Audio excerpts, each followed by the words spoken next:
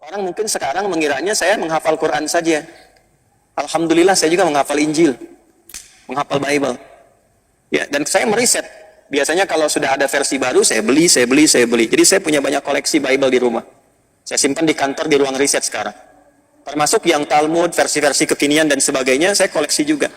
Nah, ini ada Alkitab terjemahan baru, Holy Bible, New International Version. Ini versi internasionalnya. Penindasan yang berlangsung selama era Firaun itu membentuk karakter Yahudi ini, kalau disebut Yahudi, atau kalaupun dilekatkan kepada kata Bani Israel, sebetulnya membentuk karakter sifat takut yang sangat dalam. Jadi Yahudi itu sebenarnya penakut. Penakut. Saya konfirmasi ya, Yahudi itu sebetulnya penakut. Wa qadayna ila Bani Israel, aku tetapkan kepada generasi-generasi yang mengaku keturunan-keturunan dengan nama-nama Bani Israel ini. La tufsidunna fil ardi marwatain. Kalian akan berbuat kerusakan yang parah di muka bumi itu sampai 2 kali. 2 masa. Awas. Wala ta'lunna 'uluwan kabira. Dan kalian akan bertindak di muka bumi ini dengan tindakan yang sangat keterlaluan. Jadi sudah bukan kriminal lagi. Ya, sudah berani mengungkap menantang Tuhan.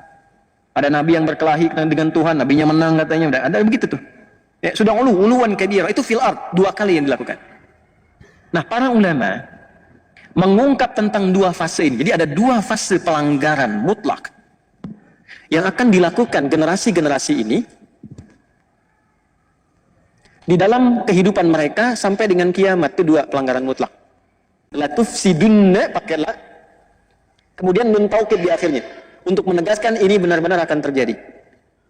Ya, fil ardi marrataini, levelnya itu level dunia, level global, bukan lokal. Saya ulangi, levelnya level dunia, global, bukan lokal lagi. 2 kali. Orang mungkin sekarang mengiranya saya menghafal Quran saja. Alhamdulillah saya juga menghafal Injil, menghafal Bible. Ya, dan saya meriset.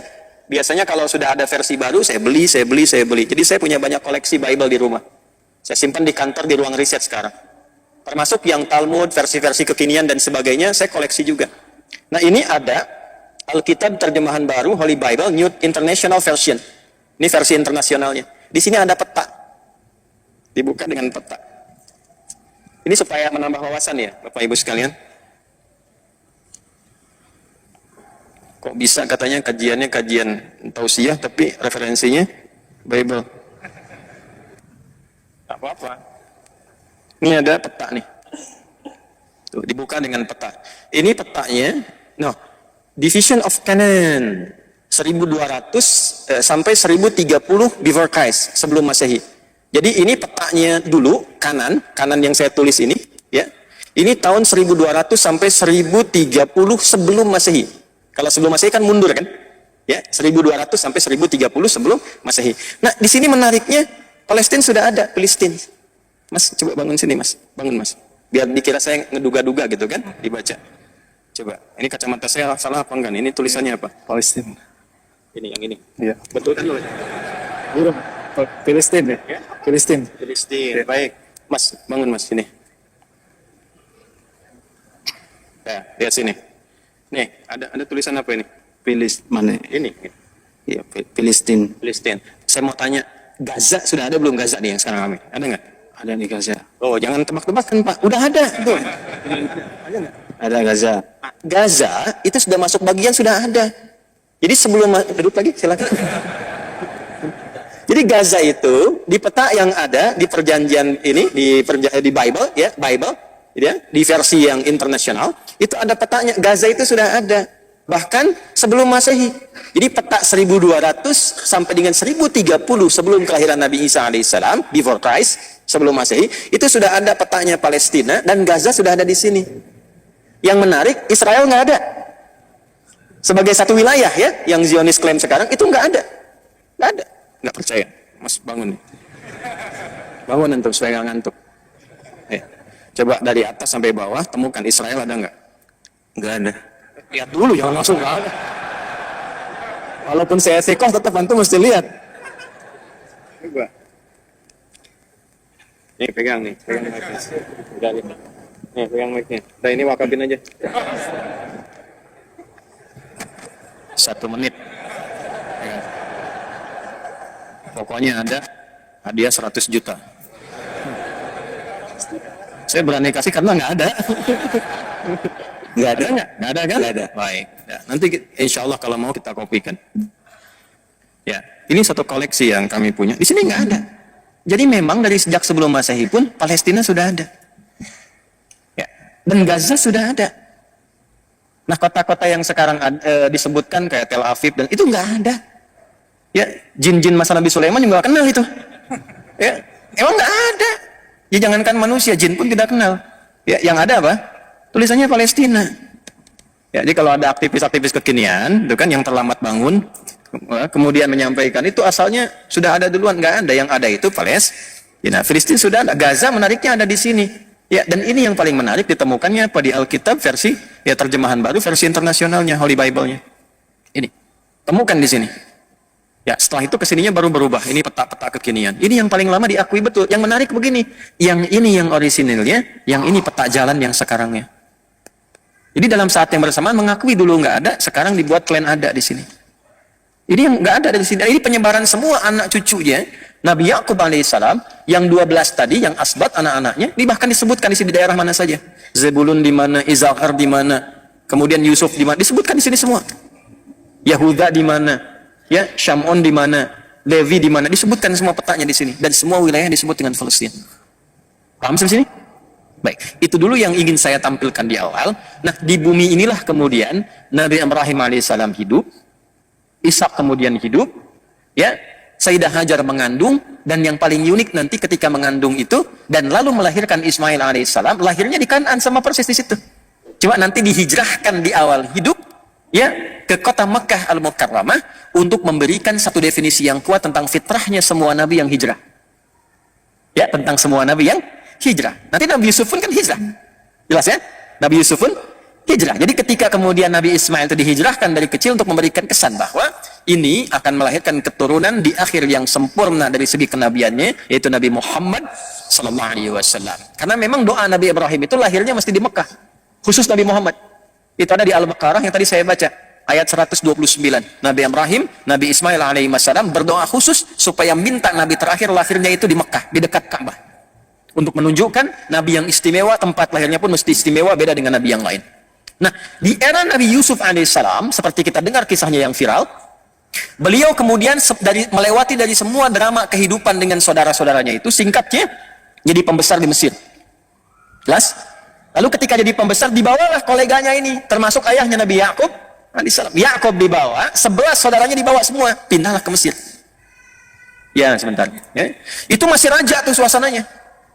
Berganti generasi, ini keluarga besarnya Nabi Yusuf alaihissalam, termasuk Nabi Yakub alaihissalam, keluarga besar jadi 12 itu tumbuh, berkembang, beranak pinak semua di situ. Sampai tibalah kemudian di eranya Fir'aun berubah keadaan, ganti generasi, masuk ke era sebelum Musa alaihissalam, terjadi situasi yang berubah. Muncul kecemburuan. Ketika putus risalah nabinya itu. Nabi Yusuf meninggal, ya risalah nabinya putus. Maka ketika berganti generasi muncullah kemudian sentimen-sentimen lokal. Kita yang pribumi nih, ini sebenarnya imigran dulu nih. Kok bisa mereka berada di puncak? Kok bisa mereka begini? Maka sentimen ini menjadikan kemudian pertikaian-pertikaian sehingga membentuk kasta baru dalam konteks kehidupan. Maka ketika naik Fir'aun, berubah penamaannya menjadi Fir'aun. Naik ini raja, lalu melihat kemudian, oh ini keturunan ini nggak berhak harusnya punya satu keunggulan-keunggulan atau privilege istilah sekarang. Keistimewaan yang ada di tempat kami. Maka dijadikanlah statusnya terendah pada saat itu sampai dengan diperbudak. Perbudak semua. Sampai singkatnya muncullah Nabi Musa alaihissalam. Ini kalau waktunya nggak terbatas, sampai jam berapa sih kita? Oh? Karena ini kisahnya selalu menarik gitu kan, selalu menarik. Nanti aja deh yang bulan depan yang di Andur yang saya janjikan. Semua perlakuan Fir'aun ini terekam sempurna nanti dari masyarakat dari kalangan ini yang kemudian diperbudak. Yang ini akan melahirkan karakter baru. Ya, melahirkan karakter baru. Di semua dari perbudakan, dari mulai maaf sekali. Kalimat ini mungkin saya kadang nggak bisa mengungkapkan kalau terlampau kasar gitu ya. Ya, sampai ke status merasa diri sebagai Tuhan, itu budak paling bawahnya itu dari kalangan ini yang Bani Israel tadi. Jadi semau-maunya kalau bunuh ya bunuh, suruh bangun piramid ini yang bawa batu dan sebagainya, itu yang semua hal yang dilakukan.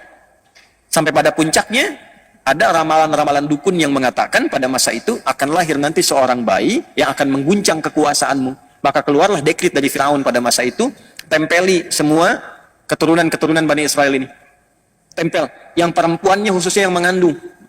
Jadi ada dua yang nempel. Satu intel, satu algojo. Dan algojonya sudah membawa pisau. Ya, ya pisau sepisau-pisaunya zaman Firaun ya, bukan kayak pisau dapur sekarang gitu. Ya, perintahnya cuma satu. Kalau lahir laki-laki, langsung banting di hadapan ibu yang telah melahirkannya dan gorok sehabis-habisnya. Jadi menjatuhkan tuh, kalau menyembelih dengan dijatuhkan istilahnya dzabah. Ya, kalau tidak jatuh itu nahara. Makanya unta pakai nahar. Fasalli li rabbika wan. Itu untuk unta. Tapi kalau kayak kambing, sapi, kerbau dan sejenisnya dijatuhkan dulu, baru disembelih, itu dzabah. Kalau sekali sembelihan dan halus, itu namanya dzabaha yadzbahu dzabhah. Set sekali. Tapi kalau berkali-kali begini, itu dzabbaha yudzabbihu. Al-Baqarah ayat ke-49, wa idz najjaynakum min ali fir'auna yasumunakum su'al azab yudzabbihuna. Perintahnya jelas, eksekusi langsung. Genosida, habisin. Setiap ada laki-laki, perempuan boleh hidup. Jadi pada masa itu semua, itu kekejian, kekejaman dan sebagainya Firaun.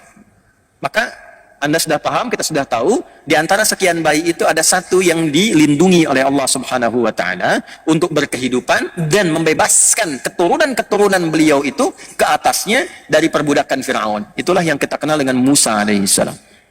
Siapa namanya? Nabi Musa alaihissalam. Itu keturunan ke atasnya ke Lewi tadi yang saya sebutkan. Dari keturunan Lewi melahirkan Musa alaihissalam. Secara singkat Musa tumbuh dewasa tadinya dalam pemeliharaan istrinya Firaun yaitu Asyah, dan kelak kemudian masuk Islam. Setelah dewasa jadi pemuda, singkatnya jadi nabi dan rasul. Lalu disitulah terjadi pertentangan antara Musa dengan Firaun. Musa diutus oleh Allah sebagai nabi dan rasul untuk membebaskan umat dan kaumnya pada masa itu dari perbudakan. Risalahnya itu satu. Dan diberikan kitab disebut dengan apa? Taurat. Atau Torah dikenalnya. Taurat atau Torah. Perhatikan baik-baik. Ini tolong highlight baik-baik ya. Ketika terjadi pertentangan antara Musa dengan Firaun itu, Musa membawa risalah kenabian dan kerasulan, tugasnya langsung dari Allah. Firaun membawa risalah nafsunya sampai mengatakan saya Tuhan yang paling agung, gak ada Tuhan selain saya. Ana rabbukumul a'la. Secara singkat, perhatikan. Maka dilakukan oleh Firaun semua jenis segala hal yang bisa menjatuhkan Musa, propaganda. Jadi ilmu propaganda itu sudah ada dalam Al-Quran diabadikan, dan yang pertama kali disebutkan propaganda keburukannya itu Firaun. Dalam media-media Firaun itu sudah disebarkan. Ya, ini sebetulnya perusak aja. Yang punya tempat itu kita, yang punya wilayah itu kita. Ini mau mengeluarkan kita dari sini, ini ingin merusak kita, ingin merubah tatanan kita yang sudah eksis, yang sudah baik dan sebagainya. Kemudian apa yang dilakukan? Ke internalnya disebutkan A, ke eksternalnya disebutkan B. Itu sudah ada. Lalu keluar, nah ini kan kelompok kecil aja. Ini bukan mewakili semua kebutuhan manusia. Ini cuma kelompoknya Musa aja yang kecil. Ya, innahu lasirzimatun qalil. Ini cuma kecil-kecil aja. Nah, jadi Firaun itu kalau skala yang dihadapnya tinggi, dia rendahkan tuh caranya. Ya, misal ya kalau kita tarik di kekinian. Masalahnya Jawa Barat misalnya, atau Indonesia nih. Ah, udah, bikin kecilkan jadi Jawa Barat. Oh, Jawa Barat ini terlalu besar, kecilkan Bekasi. Bekasi terlalu besar, kecilkan Jakapermai. Jakapermai terlalu besar, kecilkan. Cuman Jamaah Al-Azhar aja yang ratusan. Enggak se-Jawa Barat. Palestina kebesaran, kecilkan. Oh, ini Gaza aja. Gaza kebesaran, kecilkan. Hamas saja. Innahu lasirzimatun qalil. Nah, ini pembuka dulu ya, tadi saya mau saya sampaikan. Jadi semua perlakuan Firaun ini terekam sempurna oleh kaumnya Nabi Musa alaihissalam, yang kelak nanti dari semua mereka membentuk karakter-karakter yang unik. Yang mewarisi genealogi ini. Nanti umatnya Nabi Musa ini, walaupun dibebaskan dari Firaun, tapi nanti ada yang mewarisi sifat dan karakter Firaun. Nanti kita akan lihat itu dalam perjalanannya. Ini sangat menarik sekali. Ya, nanti ada yang betul-betul taat dan berubah, ada yang diambang pertengahan dengan keraguan, ada yang puncaknya dia ikut diselamatkan, tapi menyimpang dari ketentuan kepada Allah Subhanahu Wa Taala. Secara singkat, nih Tuhan KW wafat nih, tenggelam. Ya, yang mengaku Tuhan kan, Anna Rabbukumul A'la, KW kan. Allah tuh begini, kalau ada orang terlampau tinggi, ngaku paling tinggi, itu cara diwafatkan, dibinasakannya dengan cara yang membuat kita jadi tertawa, dikecilkan, direndahkan. Contoh, Namrud, cuma sama semut aja. Namrud kan ngaku Tuhan. Ngaji Qurannya yang banyak dong, ngaji supaya nyambung kita. Ya. Jadi Al-Baqarah ayat 258 kan ngaku Tuhan dia. Alam tara ila alladhi hajja Ibrahim fi Rabbi. Kamu pernah dengar nggak? Pernah baca nggak? Kata Allah, punya pengetahuan nggak tentang seorang raja yang mendebat Nabi Ibrahim dan ngaku Tuhan, Namrud. Ya, kan binasanya cuma sama nyamuk, masuk aja selesai. Tuhan matinya sama nyamuk katanya. Ya. Firaun tenggelam, sehingga kita bisa jadi candaan. Tuhan tenggelam. Gitu aja gitu. Jadi biasanya orang-orang yang mengaku tinggi dan biasanya melakukan pertentangan yang zalim, itu Allah cuma kirimkan yang kecil-kecil untuk menghabisi. Kasih penyakit. Coba lihat yang hebat, sosok hebat melarang adzan, membinasakan syariat-syariat Islam, Syiah dan sebagainya. Itu binasanya cuma sama penyakit aja katanya, cuma sama kuman kecil meninggal. Tuhan matinya sama kuman katanya. Seperti itu tuh. Selalu demikian fitrahnya. Makanya hati-hati ya. Hati-hati. Balik. Ini sudah tenggelam, sudah selesai. Musa membawa alaihi salam semua kaumnya tuh. Sudah melewati Laut Merah itu kan? Sudah dibawa, sudah keluar dari situ. Allah akan tempatkan balikin lagi ke sini. Ya. Karena di sini nanti tempat-tempat ini yang bisa membuat mereka itu hidup lebih tenang, lebih biasa, lebih nyaman. Karena memang apa? Syariat-syariat yang dibawa dari sebelumnya dengan nilai-nilai keislaman. Nabi Ibrahim alaihissalam, bahkan dari Nuh alaihissalam, dari keturunannya, memang sudah dijalankan di sini dan tenang keadaannya. Jadi syariat Islam itu kalau diterapkan dalam konteks kehidupan, itu memberikan kedamaian untuk siapapun. Makanya sholatnya aja sudah salam, sudah damai. Kita kalau sholat ditutup dengan apa? Assalamualaikum warahmatullahi wabarakatuh. Assalamualaikum warahmatullahi wabarakatuh. Risalah salam dari dulu sudah ada. Dulu semua Nabi sholat. Nabi Musa sholat. Quran surah Taha ayat 20. Innani anallahu la ilaha illa ana fa'budni wa aqimis salata li dzikri. Nabi Ismail yang lahir di Kanan di Palestina itu sholat. Bahkan minta semua keluarganya sholat. Quran surah 19 Maryam ayat 55. Wa kana ya'muru ahlahu bis salah. Sholat. Nabi Zakaria sholat. Ali Imran ayat 38 sampai 39. Nabi Isa, Yesus Mesias sholat. Quran surah ke-19 ayat 31 sampai 33. Wa usani bis salah. Sholat. Dan risalah sholat itu melahirkan kedamaian, ketentraman. Karena itu setelah keluar dari situ dibimbing, diperintahkan oleh Allah kepada Nabi Musa, bawa nih ke negeri ini. Negeri suci, Baitul Muqaddas, Ardul Muqaddasah. Bawa ke sini karena di sini itu yang bisa diterima. Ya, jadi bukan satu tanah yang dijanjikan untuk mereka sebagai privilege, bukan. Datang ke situ karena ini ada karakter-karakter yang unik nih di kaummu ini, yang kalau nanti di berbagai tempat hidup karakter ini bisa merusak, yang dengan merusak ini bisa tertolak dimanapun itu ya. Nah, itu dibuktikan oleh sejarah. Di sini itu dari dulu sudah tahu keturunannya ada di situ. Nabi Ibrahim alaihissalam ke bawah kan ya, dan ingat jangan diklaim untuk kaum itu saja karena ke atas itu Kanaan ke atas keturunan Nabi Nuh. Jelas di sini? Oke, nah, kita luruskan dulu tuh. Jadi begitu keluar dari situ, Nabi Musa diminta oleh Allah untuk menghadap ke Tur Sina itu untuk mendapatkan wahyu selama 40 hari 40 malam kurang lebih. Maka apa yang terjadi? Baru tapak kakinya belum basah, belum keluar, Musa pamit. Ya, Harun alaihissalam jaga di situ. Itu sudah sebagian kaum yang terwarisi tadi yang saya katakan. Ya, yang hatinya belum bersih sepenuhnya. Ada golongan baik, golongan ragu-ragu, golongan nyeleneh. Yang nyeleneh ini juga dibagi beberapa bagian lagi nanti. Ada yang fokusnya di bidang, hati-hati ya, di bidang ekonomi. Ada yang fokusnya nanti di bidang militer. Awas, ada fokusnya di bidang spiritual, dibagi 3 bagian ini. Dan sampai sekarang itu akan ditemukan karakternya. Mirip-mirip begitu, nggak berubah. Ini menunjukkan janji Allah itu nyata. Saya ambil ke bidang yang spiritual dulu. Aduh, bosan nih. Musa belum pulang-pulang. Harun, ada nggak kira-kira versi Tuhan yang nampak di hadapan kita yang bisa kita sembah tuh? Maka kreatiflah Samiri itu, bid'ah pertama yang dilakukan pada masa itu. Bikinlah dari anak sapi lembu itu, ya, yang dihiasi dengan emas, kemudian ya macam-macam kita sudah tahu kisahnya, selesai sampai situ menyimpang. Nah, ketika menyimpang ini nggak bisa dikendalikan oleh Harun alaihissalam, karena karakter Yahudi itu kalau sudah begitu kekeh itu dilakukan. Ini udah merasa benar sendiri. Harun diancam, kalau kamu mencoba menghentikan, eksekusi, bunuh. Dan ini sudah terbawa nanti ke faksi genealogi militernya. Ya, maksudnya militer di sini keras untuk membunuh, itu nggak ada. Kalau sudah apalagi bukan dari klannya, itu nggak dihitung. Nggak dihitung. Dan ini yang saya katakan tadi terwarisi oleh sifat-sifat Fir'aun, keganasannya. Fir'aun tuh nggak ngitung, kalau bukan dari kami nggak dihitung. Itu dibawa, tertanam betul itu dalam benak dari golongan ini, dari klan yang sebagian pemikiran tadi. Jadi kalau antum lihat sekarang rumah sakit, apakah gereja atau masjid dibom dan sebagainya, itu nggak ada hitungan bagi mereka.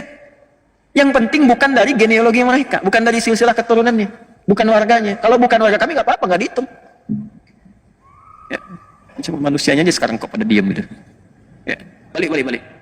Supaya kita masih punya waktu nih. Jadi dalam kondisi itu ada penyimpangan. Nah, menyimpang. Ini penyimpangan yang paling pokok karena asalnya spiritual. Fondasi hidup kita itu spiritual di sini. Dan dibebaskannya mereka dari Fir'aun karena kekuatan spiritual Rasul yang turun, Nabi Rasul. Penyimpangan pertamanya itu dihabisin lagi. Setelah sukses dengan itu, dihabiskan semua perjuangan Musa dengan penyimpangan itu. Makanya saking kesalnya Musa ketika pulang mendapati demikian, ya, saudaranya dulu yang ditarik jenggotnya itu. Kamu kok nggak bisa jaga ya Musa sebentar, jangan nanti jadi fitnah.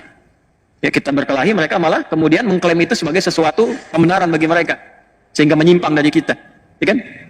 Maka apa yang terjadi dijelaskan begini, marah Musa, dihancurkan kemudian lembunya itu, Samirinya dihukum. Nah, disinilah kemudian diabadikan di Quran surah ke-7 Al-A'raf di ayat yang kita mulai dari 155 tuh. Ya. Sudah? Dan Musa memilih Musa memilih 70 orang, ya, sabiina rajulan limiqatina, 70 orang dari kaumnya untuk bertobat kepada kami. Nah, di sini kita akan masuk kepada kata Yahudi. Lihat baik-baik. Begitu menyimpang, Musa merasakan, ya Allah, ini saya baru terima wahyu, kok umat saya jadi begini. Maka saking dalamnya penyesalan Musa kepada Allah, maka dipilih siapa yang masih bersih nih, yang nggak kerontimanasi, yang tidak ikut-ikutan kepada ya, kreativitas bid'ahnya Samiri. Maka dipilih 70 orang. Nah, di halaman yang ke-169 paling bawah, ayat 155 ada. Baik. Dipilih 70 orang. Lalu limiqatina, untuk datang kepada kami, kata Allah. Maksud datang itu dia menghadap untuk tobat. Dibimbing oleh Musa tobat kepada Allah. Di antara kalimat tobatnya diabadikan di Al-A'raf ayat 156 yang tadi pindah ke halaman 70 ke atas. Inna hudna ilaika. Ya Allah, kami tobat lagi untuk kembali kepadamu. Jadi ketika salah mendapatkan pedoman namanya hudan, pedoman itu diambil untuk kembali kepada Allah, itu bahasa Arab yang disebut dengan hudna. Ini, yang ini hudna, mendapatkan hudan, petunjuk untuk balik lagi kembali kepada Allah. Hudna. Orang-orang yang ini ikrarnya, hudna, kami kembali lagi ya Allah untuk menaatimu, maafkan kami, ampuni kami ya Allah, kami berjanji akan menaatimu, beriman kepadamu, dan seterusnya. Orang-orang yang komitmen dengan ini semuanya disebut hadu namanya. Ini di mana ditemukan kalimat hadu di Quran? Di Quran surah kedua Al-Baqarah ayat 62 paling kiri sebelah atas. Innal ladzina amanu wal ladzina hadu wan nasara was-sabiina man amana billahi wal yaumil akhir, dan seterusnya ayat. Hadu ditemukan. Sifat dari ini mewakili karakternya disebut dengan Yahud. Kalau diikutkan ke sini disebut dengan Yahudi. Jadi Yahudi itu kalau kita temukan itu bukan nama orang. Jelas? Juga kalau mengacu pada pendapat pertama, kita bisa konfirmasikan bukan menunjuk pada silsilah keturunan dari Yahuda, bukan. Tapi Yahudi itu memberikan kesan awalnya ditemukan kata ini pada perjalanan umatnya Nabi Musa alaihi salam, yang mereka kemudian menyimpang karena provokasi dan bid'ahnya Samiri itu tadi. Lantas kemudian dipilih oleh Nabi Musa alaihi salam orang-orang yang tidak terkontaminasi untuk tobat kepada Allah, meminta petunjuk untuk mendekat, komitmen pada wahyu, maka disebutlah dengan ikrar mereka, hudna, kami ya Allah balik lagi. Jelas? Sifat karakter itu supaya dibawa, diingat-ingat, jangan salah lagi kayak gitu, jangan salah lagi kayak gitu, maka disebut Yahud. Yang ikut itu disebut dengan Yahudi. Di asal Yahudi ini, asal Yahudi adalah orang yang ingin kembali pada jalan yang baik, pada jalan yang benar. Paham nggak sampai sini? Baik. Tapi apa yang terjadi? Setelah peristiwa ini, sudah Allah terima taubatnya, tapi yang salah tetap salah. Yang salah dihukum, yang benar kemudian diberikan masa tenggang untuk berkehidupan terus sesuai dengan ajalnya. Jadi yang ini sudah selesai dihukum, ini jalan. Tapi ya itu tadi yang nggak hilang dalam karakternya, tetap dalam perjalanan pun sifat ngiyalnya masih ada. Dibimbing ya Musa bawa mereka, udah, ya ilal ardil muqaddasah, ke tempat bumi yang suci, yaitu ada Masjidil Aqsanya di situ. Bawa ke situ. Saat dibawa itulah teman-teman sekalian sudah tinggal masuk, jaraknya sudah dekat, sudah tinggal masuk. Disampaikan. Bagaimana kita masuk sementara di tempat itu sekarang sudah beraneka ragam sukunya, udah banyak yang kuat-kuat, bahkan ada suku hebat dipimpin oleh Jalut yang kita sebut dengan Goliat itu. Wah Musa, kami nggak mau masuk lah. Di sana kami takut katanya kan. Nah, ini saya konfirmasikan. Penindasan yang berlangsung selama era Fir'aun itu membentuk karakter Yahudi ini, kalau disebut Yahudi, atau kalaupun dilekatkan kepada kata Bani Israel, sebetulnya membentuk karakter sifat takut yang sangat dalam. Jadi Yahudi itu sebenarnya penakut. Penakut. Saya konfirmasi ya, Yahudi itu sebetulnya penakut. Nanti kalau satu saat Anda umrah atau haji, mungkin bersamaan dengan saya, misal satu masa, nanti saya ajak antum ke satu benteng yang waktu itu ada Yahudi Madinah. Di benteng yang paling populer di sana itu bentengnya Ka'ab bin Ashraf. Jadi dari dulu untuk menutupi ketakutan itu mereka selalu membuat benteng-benteng besar sebagai perimeter supaya diisolasi di dalamnya. Nah itu diabadikan di surat Al-Hasyr. Makanya kalau sekarang antum lihat di wilayah Palestina yang diklaim itu, kan? Antum temukan benteng-benteng besar sebagai penutup, itu sebetulnya bukan menunjukkan ketinggian teknologi, kehebatan, bukan. Untuk mengonfirmasi sifat takut mereka. Itu sudah ada konfirmasinya. Ya. Nanti kalau mau lebih dalam lagi kita bahas tuh sampai ke kondisi-kondisi terkini. Banyak pelajaran yang bisa dibahas. Tapi saya mau konfirmasikan, sampai saking sifat takut ini mengakumulasi, maka lahir sifat pengecut. Kata Musa diperintah, kita cuma diminta masuk, mereka nggak ganggu. Begitu masuk, sudah kita selamat. Ya, sudah. Innakum ghalibun. Udah, kamu ini yang jadi pemenang, nanti masuk pemenang. Maksud menang itu udah selamat, hidup tenang di sana. Nggak akan diganggu oleh Jalut. Apa jawabannya? Musa, idhab anta wa rabbuka faqatila innaha huna qa'idun. Musa, gini aja. Kamu masuk duluan sama Tuhan kamu situ. Ntar kalau menang lawan Jalut, kabarin kami di sini, kami ikut katanya. Kami nonton dulu di sini. Coba Anda bayangkan tuh. Udah ditampakkan di hadapan mata mereka, Fir'aun yang lebih tinggi dibandingkan dengan Jalut itu, ditenggelamkan di Laut Merah, cuma dipukul tongkat kayu, bem, kebuka itu lautan, nelan mereka semua di hadapan matanya. Tinggal masuk, keluar kalimat Musa, ente aja deh, Tuhan ente masuk situ, tuh kan? Ya, kalimat Qurannya begitu. Idzab anta wa rabbuka, Tuhanmu. Jadi Tuhannya itu Allah, Yahweh, Allah, itu belum masuk ke hati mereka. Belum masuk itu. Ternyata ada sebagian karakter yang melekat. Kamu aja Musa yang pergi dengan Tuhanmu itu. Kalau menang kasih tahu di sini, kami duduk-duduk dulu. Kalau menang kasih tahu baru kita masuk katanya. Hukuman turun dari Allah. Apa di antara hukumannya? Nah, maka ini di Al-Maidah nanti diabadikan. Ya kalau kita masuk dari ayat ke 19 ke 20-an terus sampai dengan di ayat 23 sampai 25 kita akan temukan apa yang tadi saya bahas. Ya ini gambaran besarnya karena waktu kita sangat terbatas. Disinilah inti yang mau saya bahas nih di titik ini. Sampai kondisi sekarang. Maka oleh Allah kemudian subhanahu wa ta'ala diberikan hukuman arba'ina sanatan yatihuna fil ard. Awas, 40. Selama 40 tahun itu mereka harus berkelana di muka bumi. Ya, ini 40 tahun di sini ada yang mengartikan masa, ada generasi dan sebagainya. Nanti kemudian siapa yang masih ingat yang menemani Nabi Musa untuk bertemu Khidir itu? Kan ada seorang pemuda. Yusha bin Nun. Yusha bin Nun. Nah nanti Yusha bin Nun inilah yang memimpin nanti ya asistennya Nabi Musa saat bertemu dengan Khidir. Antum ngaji Al-Kahf tapi nggak hafal kisahnya. Ya, kan ditemani oleh seorang asisten itu kan saat mencari Khidir. Kemudian dia bawa ikan, ikannya lompat-lompat ke laut, itu Yusha bin Nun. Nah Yusha bin Nun inilah yang kelak memimpin umat-umat tersisa itu sepeninggal Nabi Musa yang meninggal dekat tempat itu sejengkal sedikit lagi ke arah Aqsa itu, sedikit lagi, sejengkal itu ilustrasi bahasa yang tinggi, maksudnya berapa meter ke depan atau mungkin berapa kilo ke depan, tinggal sedikit lagi, meninggal dikuburkan di situ. Nanti yang meneruskan masuk di generasinya Yusha bin Nun masuk ke situ. Ya, yang menaklukkan Goliatnya, Jalutnya itu tadi, itu adalah Nabi Daud alaihissalam bentukan Talut yang tadi saya sebutkan di awal. Tapi mereka akan berputar-putar dulu, dalam berputarnya inilah kemudian disebutkanlah karakteristik mereka dan jalur hidup mereka. Bagaimana disebutkannya? Itulah yang ditampilkan di awal Al-Isra, surah Al-Isra, dari ayat 1 sampai dengan ayat yang ke-7. Khususnya dari ayat ke-4 sampai ayat 7-nya.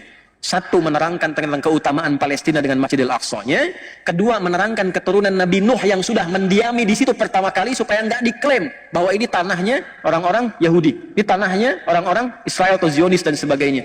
Turun. Baru kemudian cerita tentang Musa. Setelah itu. Dari Musa ceritalah ke karakteristik ini yang sampai dengan ke kita sekarang. Maka di sini dalam kurang lebih sekitar 20 menit ini saya akan uraikan karakteristik kesimpulan intinya.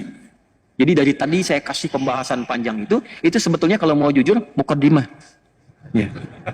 Nah, situasi kita sekarang ini ayat ini yang relevan yang akan kita kaji. Makanya tadi saya cepat saya minta maaf dari awal.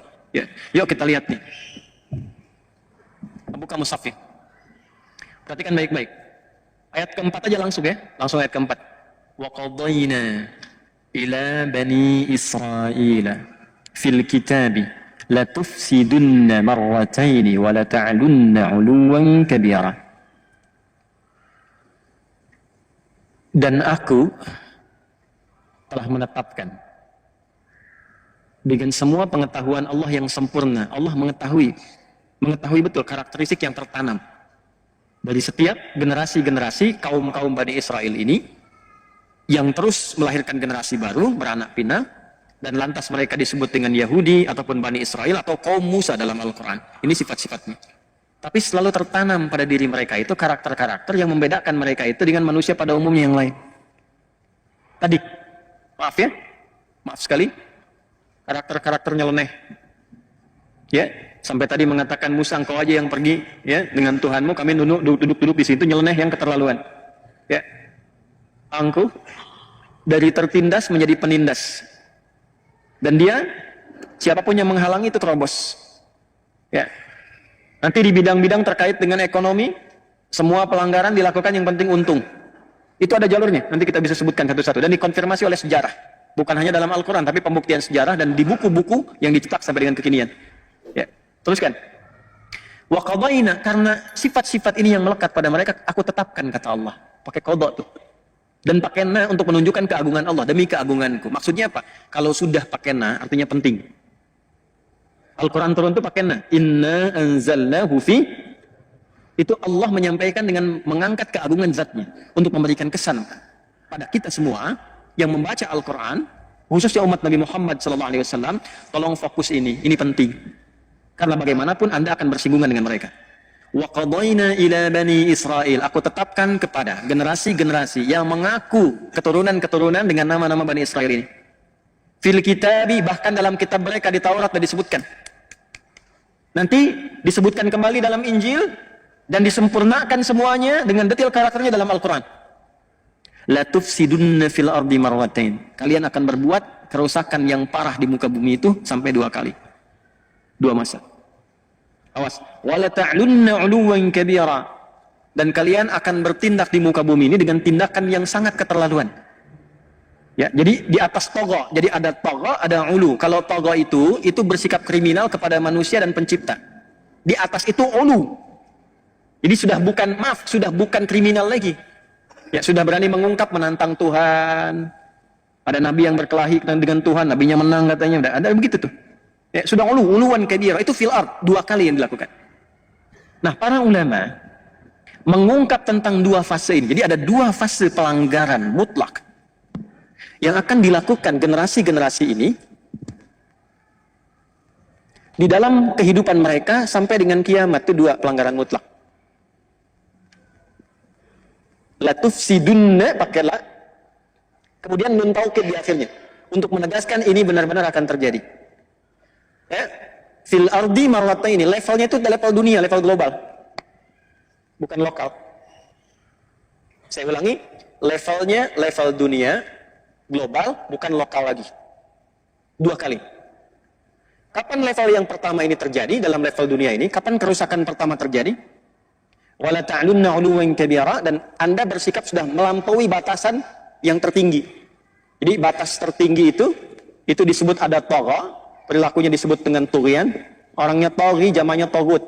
Firaun disebut dengan togo. Firaun, izhab ila fir'auna innahu tagha. Itu Firaun. Ini levelnya di atas Firaun. Sudah uluwan kabira. Ya, uluwan kabira, sifat ulu itu kembalinya kepada Tuhan. Allahu jalla wa ala, sifat ala disebut ulu. Itu sudah melampaui sifat-sifat togo, ya. Ya. Sudah ulu, di atas ini ada ulu. Dan disifati dengan uluwan kabira. Damage-nya tinggi. Nih. Maka para ulama menelusuri sejarah. Dilihat, Anda kalau buka kitab-kitab tafsir yang klasik, dari misalnya tafsir At-Tabari, gitu kan? Sampai dengan kekinian, sampai yang Sya'rawi, ceramah beliau yang kemudian didokumentasikan, dituliskan, atau Tahrir wa Tanwirnya Muhammad bin Tahir bin Ashur, itu Anda akan temukan dari yang klasik sampai yang kontemporer. Ternyata fase-fase ini ditemukan fase kerusakan pertama, 1. Afsada yufsidu. Tufsid itu dari afsada yufsidu, merusak. Merusak itu cuma, kata para ulama, cuma akan terjadi dengan 2 fase. 1, dirinya dulu rusak. Yang kedua, baru merusak keluar. Nggak mungkin orang bisa merusak kalau nggak dimulai dari fase pertama, yaitu rusak dulu dirinya. Jadi ada generasi rusak di sini. Dari sekian umat Nabi Musa yang disebut dengan Bani Israel, yang Hudna tadi, Yahudi itu di antara mereka ada yang rusak.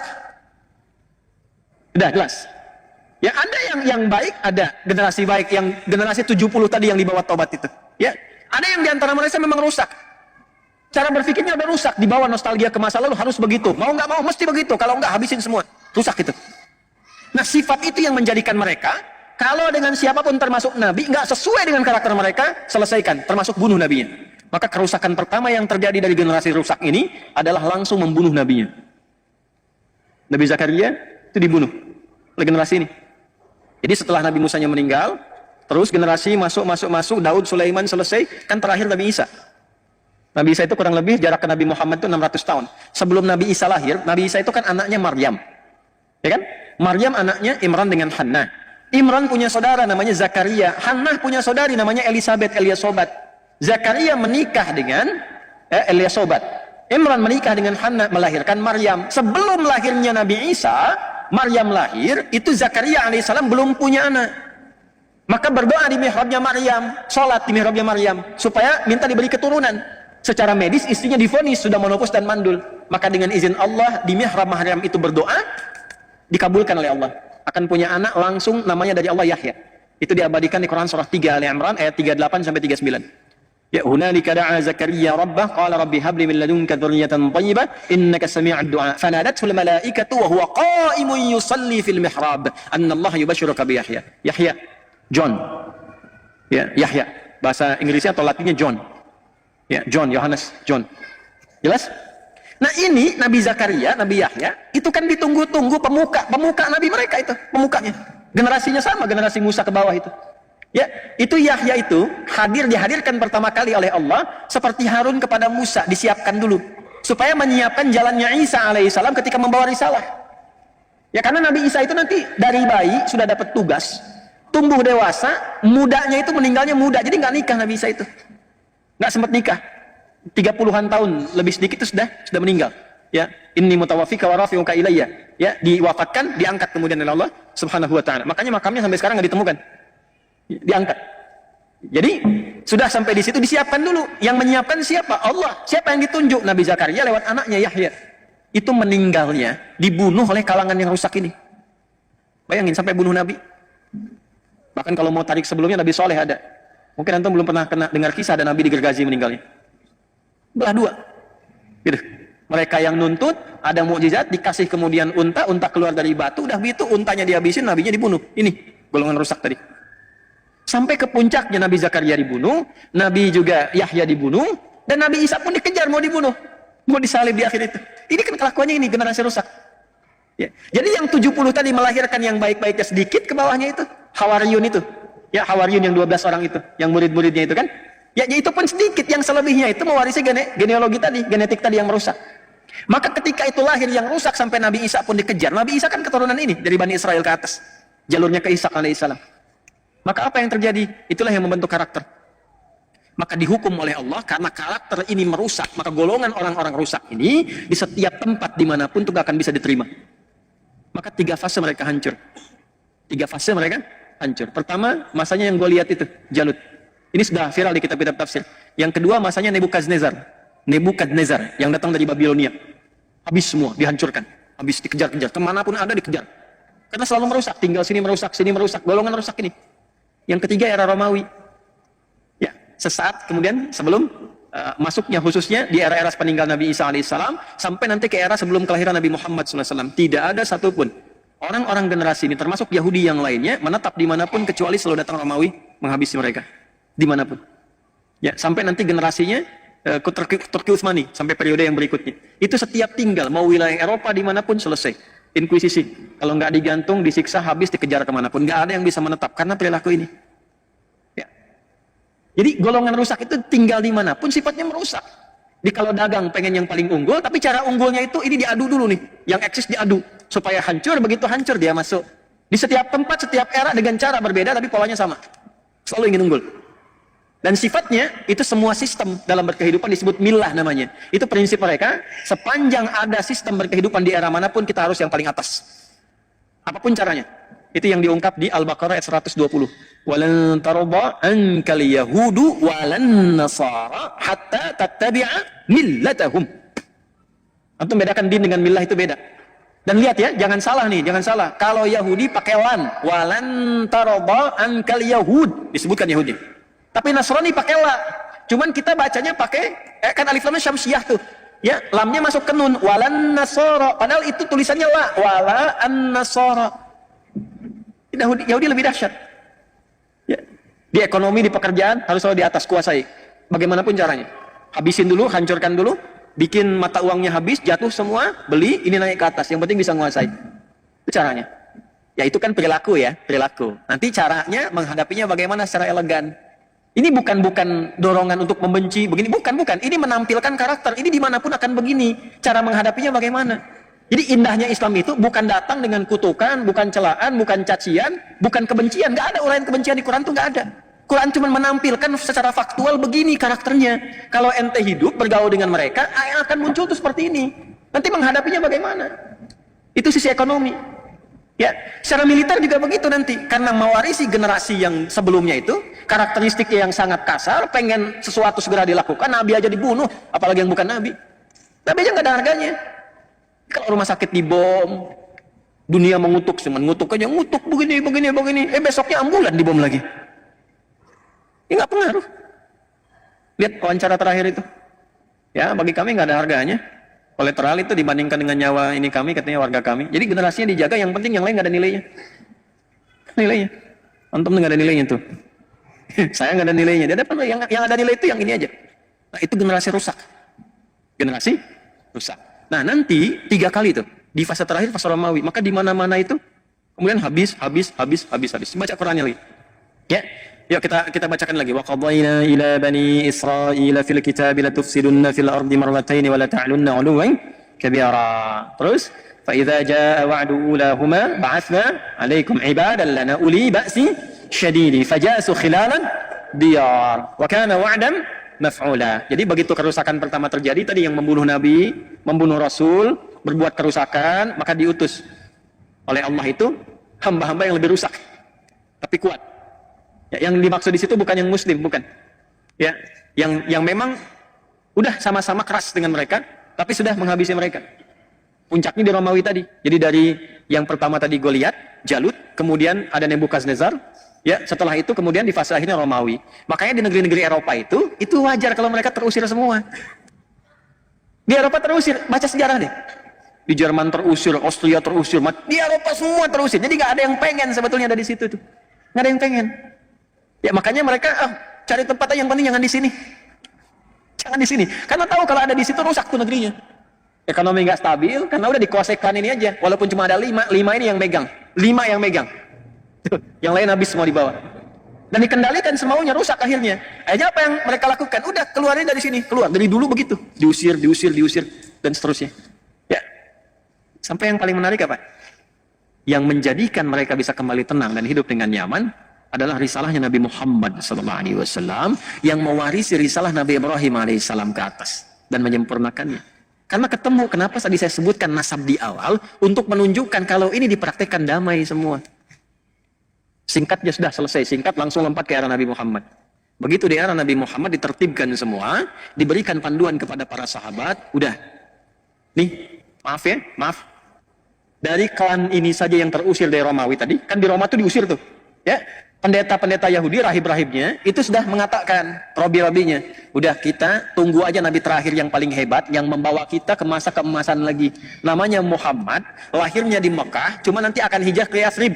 Yasrib itu kota tenang, kota damai, ada kota subur. Cuman kalau di Mekah, dia akan diusir oleh kaumnya, disiksa. Daripada kita ikutan capek, kita nunggu aja di Yasrib. Masih begitu tuh. Kita nunggu aja di Yasrib. Makanya berangkat mereka nanti, ada beberapa suku besar di antara mereka. Ya, ada Bani Nadir, ada Bani Qainuqa nanti. Ya, ada nanti yang di Khaybar, beberapa dan sebagainya. Kumpul tuh. Ada yang kecil-kecil 12 suku. Kumpul semua di Yathrib. Dan mereka cerdik dan ya saya nggak bisa ungkapkan kata, nanti nggak bagus deh. Itu mengambil daerah suburnya di utara. Nanti yang selatannya itu, ya selatannya, yang ninggalin itu yang keturunan Yaman.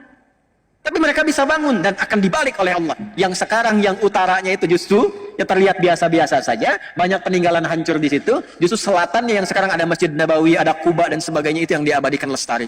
Jadi kalau antum main ke Madinah sambil belajar sejarah, antum bisa merasakan ini nikmatnya beriman. Kalau imannya benar tuh dijaga oleh Allah, yang tandus pun bisa makmur. Makanya ngajinya begitu, jangan cuma bolak-balik gitu ya. Tapi nggak dapat apa-apa. Insya Allah sah, secara umrah sah, baik dan sebagainya. Tapi saat pulang tuh nggak ada refleksi. Qurannya cuma tertulis di mushaf nanti. Nggak ada pengalaman dalam keseharian kita. Singkat, ini selesai, perilaku menyimpang juga. Udah datang nabinya ditolak, bahkan mau dibunuh. Hukum mereka kalau nanti melakukan misalnya pemberontakan dalam konteks negara, itu hukumnya diusir, dihukum Yahudi. Nabi datang bikin piagam Madinah. Yang punya keyakinan, itu misalnya Yahudi, Nasrani, dan sebagainya, dituliskan dengan hukumnya masing-masing. Orang Islam pakai hukum Islam, orang Yahudi pakai hukum Yahudi. Ketika klan Yahudi di situ memberontak dengan kesepakatan itu, bahkan ingin membunuh Nabi dan ketahuan dari situ, maka diterapkan hukum Yahudi, keluar dari situ, diusir lagi. Jadi yang ngusir itu bukan Islam, bukan Nabi Muhammad, hukum mereka sendiri yang menjadikan mereka keluar. Itu masih kebawa dari perilaku yang lama itu. Terusirlah kemudian Bani Qainuqa, Bani Nadir, Yahudi bersih, semua Madinah dari Yahudi bersih. Diputar balik di sejarah sekarang, orang Islam yang mengeluarkan Yahudi dari Madinah, kebalik. Itu begitu ceramah sejarah yang benar, dia bobo tuh. Jadi nggak sempat yang dengar. Di ujungnya aja keluar, baru dia bangun lagi. Persis kayak khutbah Jumat, ngantuk tuh. Begitu ujungnya baru kedengaran. Ambillah yang bagus, tinggalkan yang jelek, tuh kan? Keluar sendal bagus dipakai itu. Salah kesimpulan. Keluar dari sini, kacau lagi, kacau, di mana-mana diusir dan sebagainya. Secara singkat saja, zamannya Umar dibuka Palestina. Romawi dikalahkan, masuk pasukan, kunci dipegang, kedamaian terjadi. Kristen bisa tinggal di situ nyaman. Bahkan gereja diabadikan, nggak dirusak, nggak diapa-apain. Saking hebatnya Umar pada masa itu, dengan tawadu datang uskup besarnya sampai memberikan kunci gerejanya dan mempersilahkan kalau ingin digunakan untuk ibadah pertama kali. Kata Umar, jangan. Ya, supaya tidak jadi fitnah di masa depan. Yang Kristen silahkan ibadah di tempatnya masing-masing. Kita tidak usah memaksa. Lakum dinukum waliyadin. Anda dilindungi, kita saling melindungi di sini, saling menjaga. Yang Kristen silahkan ibadah. Kalau bertanya tentang Islam dijelaskan. Pengen memeluk Islam silahkan, tapi tidak dipaksa. Walaupun yang pegang kuasa umat Islam. Yahudi boleh tinggal damai, semua damai pada masa itu. Sampai masuk lagi Romawi itu, terjadi perang salib. Dikuasai lagi, keluar lagi semua, habis lagi, terjadi lagi seperti dulu. Ya, udah yang bukan Nasrani keluar semua. Keluar. Yang Muslim juga demikian, Yahudi dihabisin karena punya. Ini menarik ini, karena punya nasab. Kan Nabi Isa itu dikultuskan. Yesus itu kan dikultuskan. Nah, yang mau mengeksekusi itu kan kalangan Bani Israel dari Yahudi itu. Makanya sesungguhnya secara sejarah, ya, dari kalangan Nasrani ini sebetulnya punya rasa-rasa tidak suka, dendam yang terlampau berkepanjangan. Jadi dimanapun ada Yahudi, itu tertanam dalam fitrahnya yang lama itu, udah keluarin. Ya, kalau bisa habisin. Ya. Jadi kalau kita perhatikan dengan jujur, pernah nggak antum mendapatkan referensi sejarah? Ada di satu tempat umat Islam sengaja membantu umat Yahudi? Nggak ada. Coba cek dalam sejarah. Irisannya selalu begitu. Makanya agak aneh kalau nempel perjanjian baru dengan perjanjian lama itu agak aneh itu. Ya, kalau nempel ya, ini secara ilmiah ya. Ya, secara ilmiah. Jadi argumentasi ilmiah, bukan dalam narasi lain. Ini kita bahas sejarah. Kalau pengen diskusi silahkan. Ya, maksud saya jangan sampai dipotong-potong besok saya jadi tersangka gitu kan. Tidak, kita dialogkan ya. Balik sini. Jadi sudah selesai, datang periode siapa? Salahuddin Al-Ayyubi dari suku Kurdi. Dibuka lagi,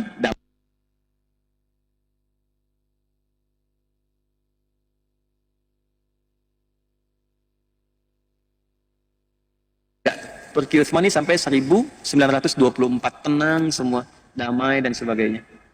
Terjadi ketika mereka kemudian merasa damai, merasa tenang, golongan rusak muncul lagi. Muncul khayalan. Ini ada nostalgia masa lalu nih. Kenapa kita nggak bangun lagi aja Haikal Sulaiman sekalian di situ?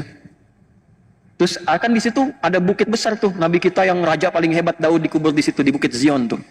Ya, dataran tinggi Golan yang batasan Syria dan sebagainya. Itu Zion di situ. Maka dimunculkanlah gerakan-gerakan untuk mengembalikan itu dari semua bagian-bagian wilayah Yahudi yang akan di muka bumi.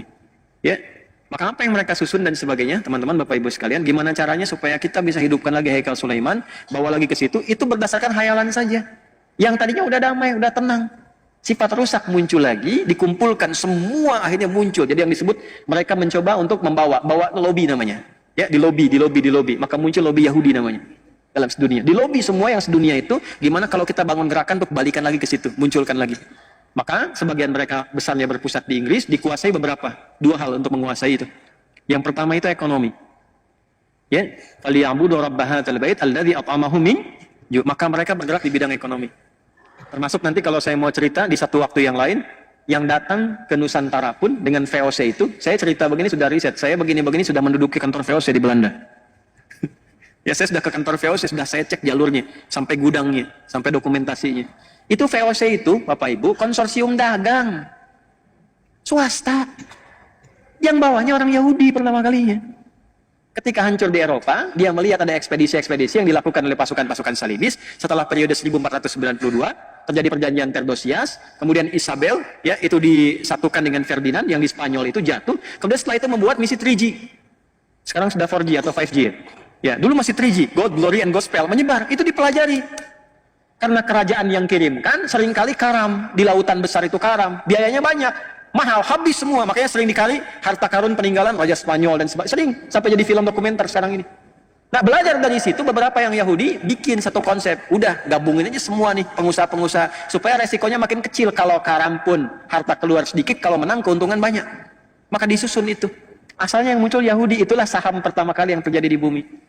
Yang diarahkan untuk kepentingan swasta konsorsium tadi. Itu markasnya kecil aja, kecil. Sekarang jadi asrama.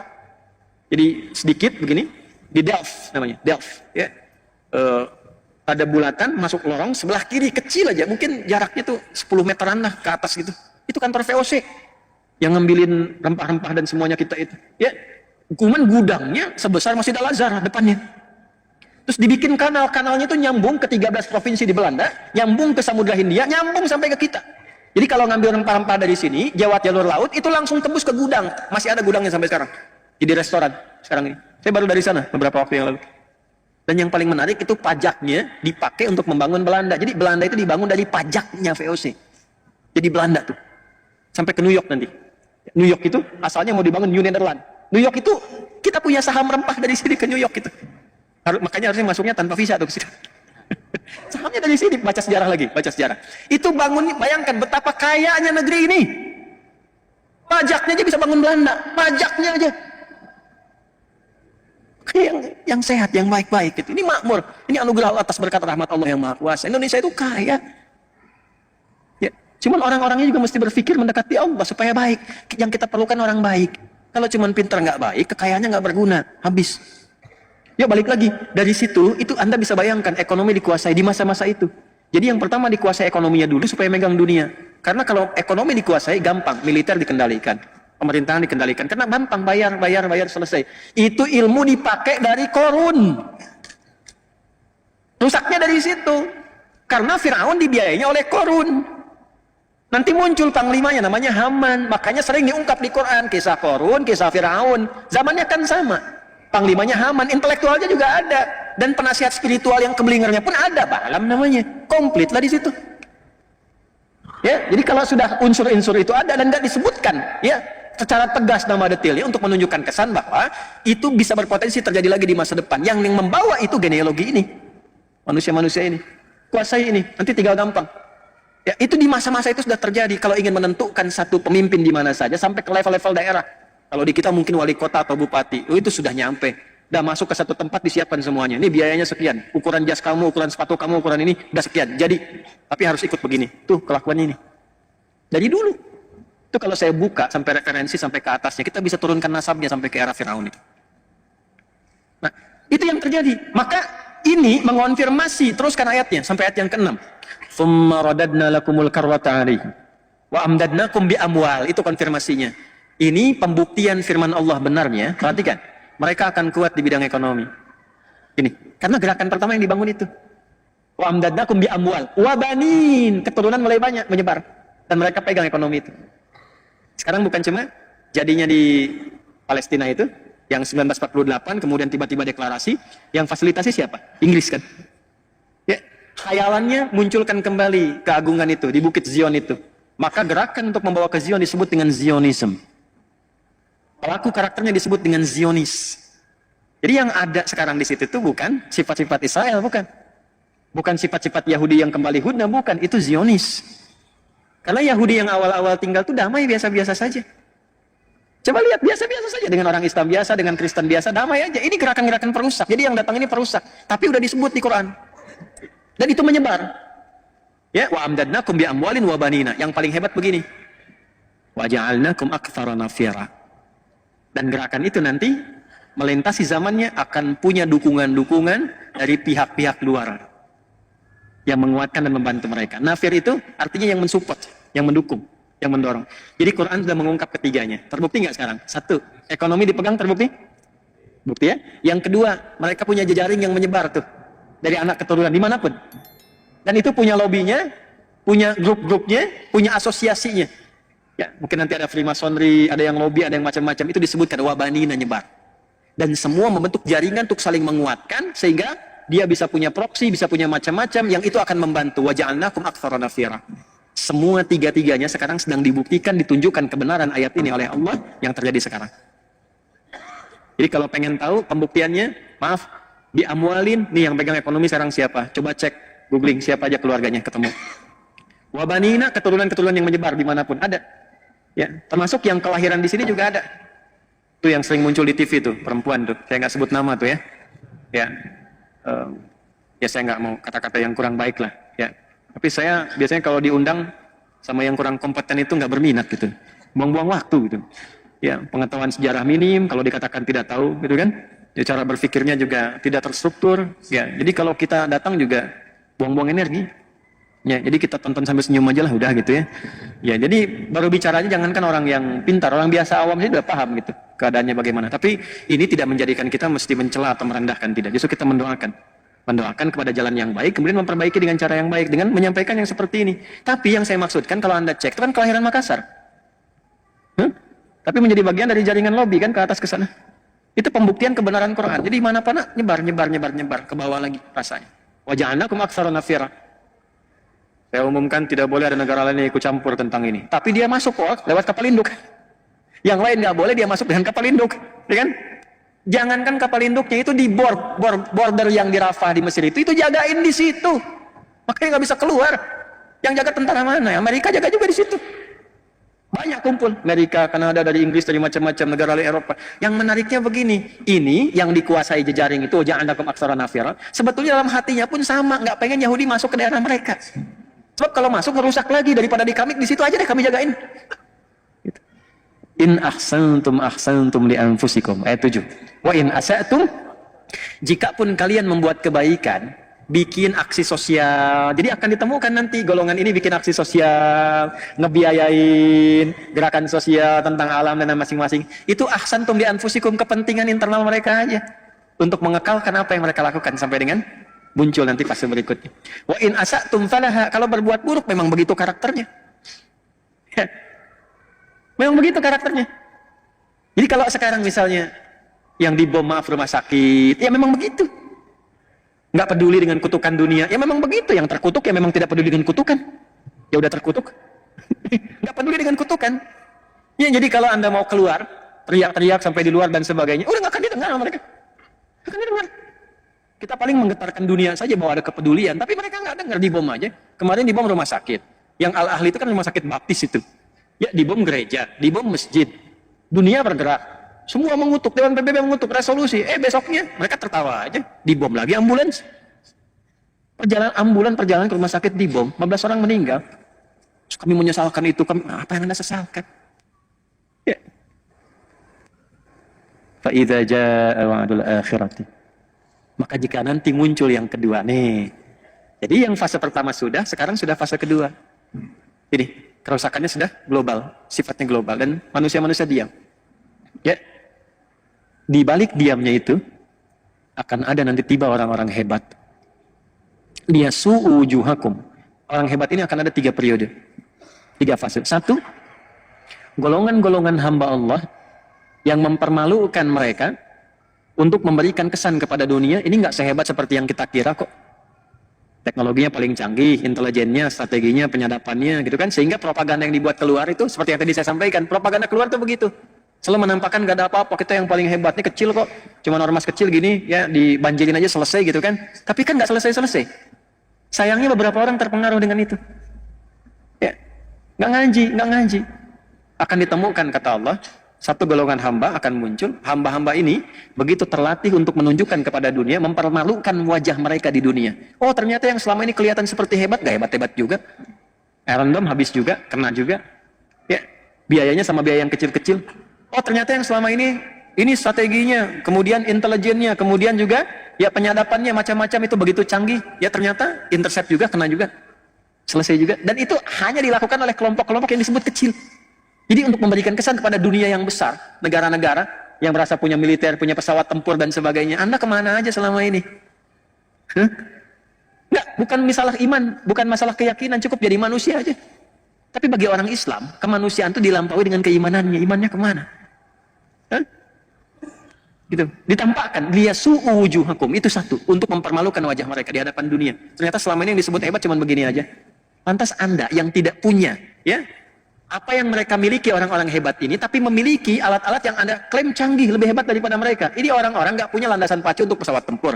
Pesawat tempurnya nggak punya. Senjata nggak lebih hebat dibandingkan dengan negara-negara yang ada lain sekarang. Orang-orang negara-negara yang mengatakan di situ muslimnya banyak misalnya, atau negara-negara Islam, atau umumnya dunia pada umumnya, yang pesawatnya hebat, alutsistanya banyak, dan sebagainya, dan seterusnya, diam. Sementara yang disebut terbatas ini tiba-tiba mempermalukan, oh dengan begini aja selesai, bisa kok. Ya itu satu. Satu. Waliyadkhulul masjidah kama dakhaluhu awwala marrah. Nanti ada golongan kedua. Ya, golongan kedua ini sudah menyelesaikan semua konflik yang ada di situ, menenangkan kembali sampai Masjidil Aqsa dibebaskan. Fase kedua. Fase ketiga, ini saya baru memahami ayat ini dan hadis Nabi. Ini hadis Nabi ini, jangankan kita, orang Yahudi sendiri pun begitu yakin dengan hadis ini. Jadi saya kasih tahu rahasia ya, ini diantara kita saja nih. Ya. Ini mau habis nih, 5 menit, 10 menit lagi lah ya waktunya. Saya mohon izin tambah 25 menit tadi. Gak apa-apa ya, 15 menit tadi tambah. Lihat sini. Jadi Yahudi itu yang nggak diterima, yang nggak mereka terima, Nabi Muhammad sebagai Nabi. Tuntunannya masih diterima. Yang nggak diterima itu cuman kenapa Nabinya Muhammad gitu. Itu aja. Kalau Nabinya bukan Muhammad, dari jawab mereka akan diterima. Tapi tuntunannya diterima.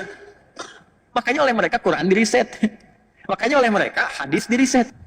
Dan mereka yakin dengan itu. Salah satu yang diyakini apa? Nabi kan pernah menyampaikan di puncak nanti bagian ketiga itu, fase ketiga, waliyutabbiru ma'alau tatbira, menghabiskan semua tanpa kecuali, habis, selesai. Allah menyampaikan demikian. Ya, ada mereka berlindung di pohon-pohon yang diberi nama dengan korkot. Korkot itu yang mengatakan nanti Yahudi ada di sini, Yahudi ada di sini. Pernah dengar hadisnya? Itu saking yakinnya, dibanyakin ditanam pohon korkot sekarang. Saya pernah ke Amerika Desember yang lalu saya mampir ke Washington DC. Nanti kalau ada rezeki main ke Amerika ke sana ya, ke DC. Washington mas, lampu merah sana dikit tuh. Itu ada Masjid Indonesia wakaf di zaman PSBY dulu, ya. Ada dana abadi umat itu sebagian yang mau dikirim untuk beasiswa, membiayai ke Al-Azhar dan sebagainya, itu sebagiannya dialokasikan untuk beli satu gereja tua, ya, yang dikonversi jadi masjid di DC, di Washington DC. Yang menarik itu adanya di pemukiman Yahudi. Ya, saya masuk situ, saya lihat pemukiman Yahudi itu. Langsung cepat aja. Itu yang ditanam pohon korkot rata-rata. Termasuk di lingkaran gereja yang sekarang jadi masjid itu. Saya dengan DKM jalan, saya bilang, Mas, ini pohon apa coba? Apa bisa? Inilah pohon korkot. Ya. Ya. Itu menarik. Jadi mereka pun yakin, sampai sekarang pun ditanam gitu. Dan Anda kalau baca tekstual saja, secara tekstual, Anda akan menyimpulkan, oh ini hadisnya ekstrim nih, masa dihabisin sampai ke pohon, pohonnya bilang bunuh. Bukan begitu cara memahaminya. Ini hadis, termasuk ayat tadi, itu berbicara tentang konfrontasi militer.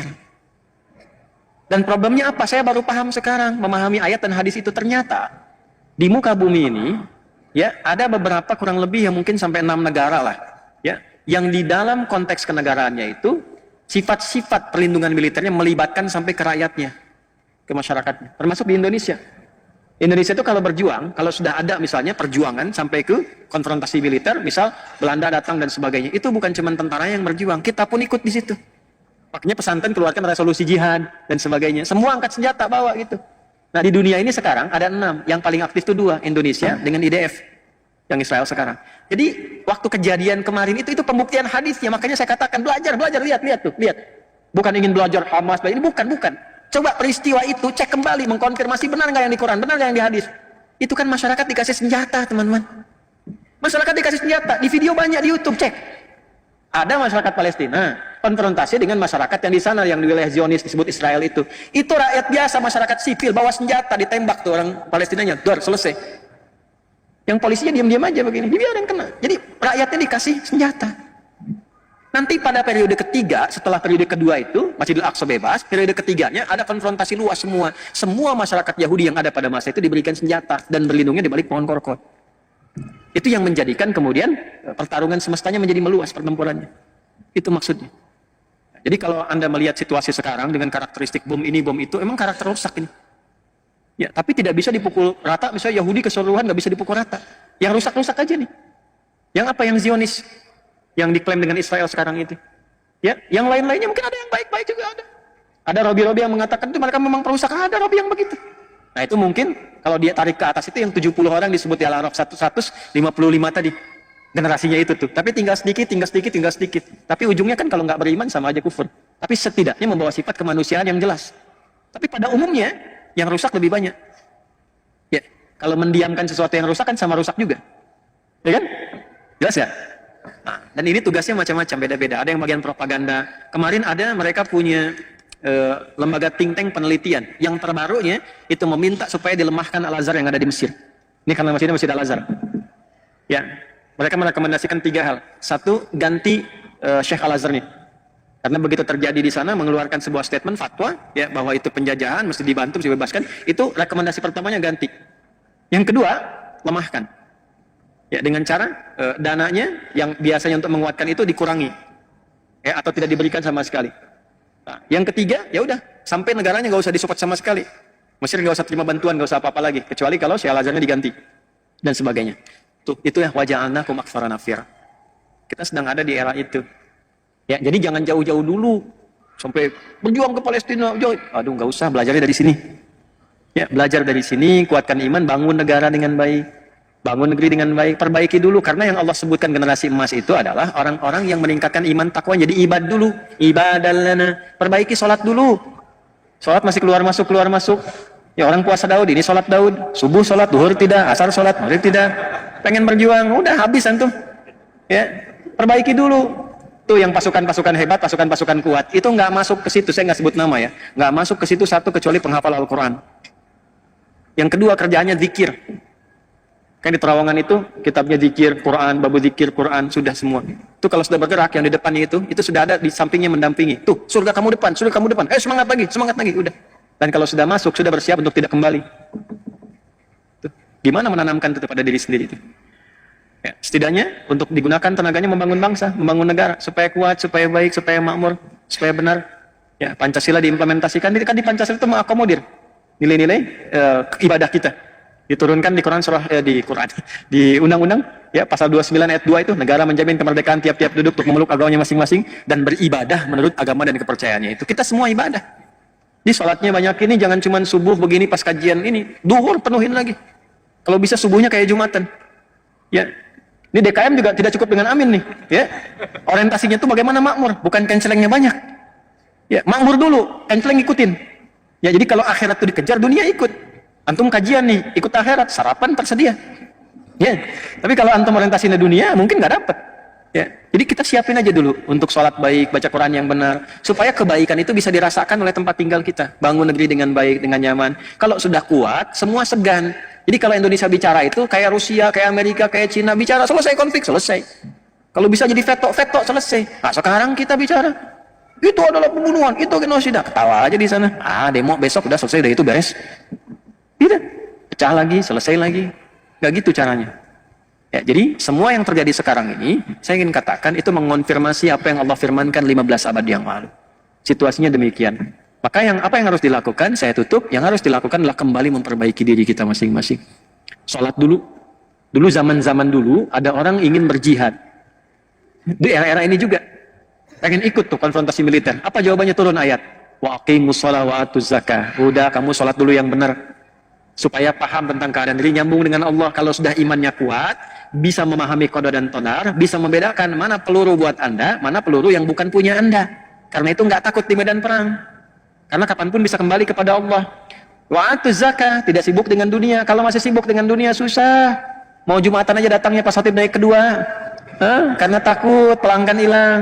Jualan masih dilayani. Saya kan sering lewat ke sini. Kadang-kadang Jumat, kadang pengen lihat aja. Ini jamaah imannya udah kuat belum nih? Ya kan? Udah mau dekat-dekat khutbah masih transaksi. Yang jualan bakso, jualan makanan. Khotib udah naik masih ngobrol. Bikin khutbah kedua. Ya, ketiga, keempat. Makanya masjid bikin askar kalau bisa. Al-Azhar, Pak. Saya usulkan keluar. Lihat-lihat, ingat-ingat dapat pahala itu. Berhenti dulu. 1 menit lagi udah mau khutbah. Yuk semua dirapatkan. Di luar kasih tahu. Pahalanya dapat itu. Mungkin ini baru saya sampaikan.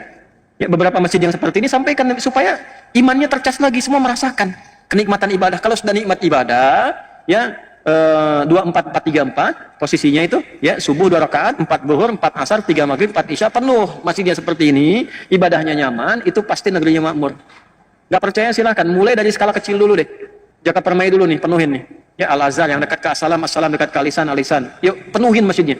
Kalau bisa dekat rumah yang sudah ada di situ, itu yang makmurkan. Terus penuhin sampai merasakan kenikmatan ibadah. Setelah itu jangan cukup datang pulang, enggak, bikin database. Al-Azhar bikin dong database ini. Jamaah kan banyak nih. Ya kajian-kajian begini kita sebulan sekali. Ini ini wajahnya bukan wajah-wajah Bekasi nih. Saya lihat ada yang Jakarta kemarin nih. Ya, yang paling jauh dari mana? Kalimantan tuh.